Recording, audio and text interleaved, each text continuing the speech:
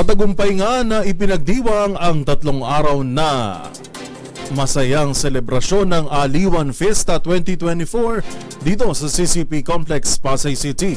At kasabay ng pagbabalik ng tinaguriang Grand Festival of Champions, nagbalik din ang Iloilo Dinagyang Festival para sungkitin ang parangal bilang back-to-back champion sa pinakainaabangang street dance competition.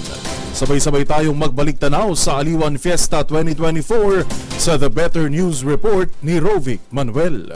Mia Lorene Tamayo of Pasigarbo sa Sugbo Festival of Cebu Province. Float number 8, ginakit from Cotabato City, Maguindanao del Norte.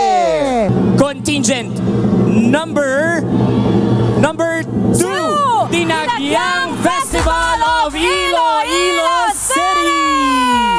Wow! Contingent number 8, Iloilo Dinagyang Festival represented by Tribo Panay. Sa pagdiriwang ngayong taon ng pinakamakulay at engranding pista sa bansa, ang Aliwan Fiesta, muli itong nagbigay saya at buhay sa mayamang kulturang mayroon ang Pilipinas. Sa unang araw pa lang ay naging buhay na ang pista dahil sa mauhusay na musikang handog ng mga kalahok mula sa iba't ibang panig ng bansa, tampok ang kanilang ipinagmamalaking tugtugin sa unang kompetisyon na Tugtog ng Aliwan. Dito hinirang na panalo ang Iloilo Dinagyang Festival na nakapag-uwi ng 100,000 pesos at karagdagang 25,000 pesos.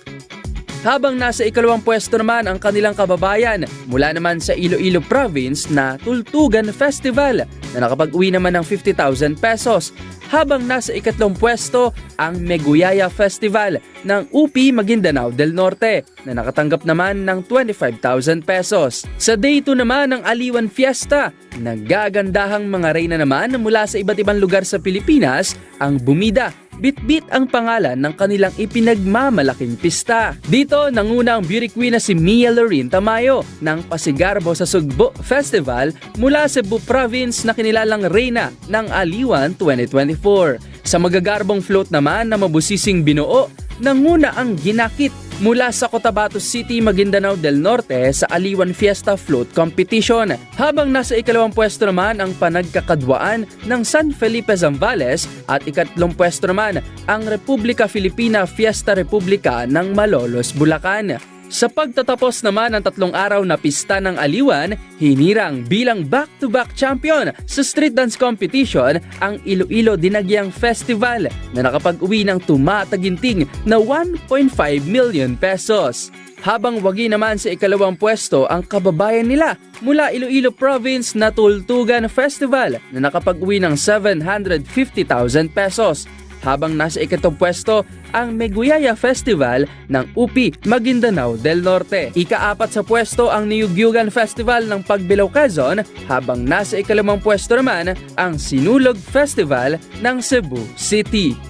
Para sa DZRH TV, ito si Rovic Manuel, sama-sama tayo Pilipino.